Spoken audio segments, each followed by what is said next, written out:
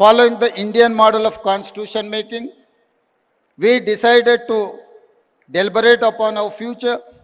We asked experts to tell us what we can achieve by 2047 when India will celebrate its 100 years of independence.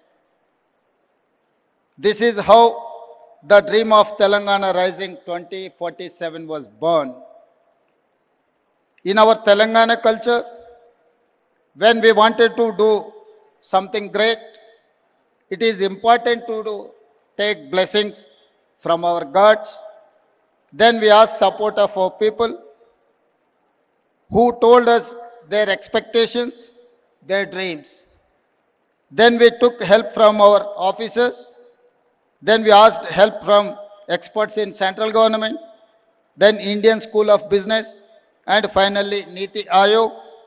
My thanks to all of them for helping create this vision document.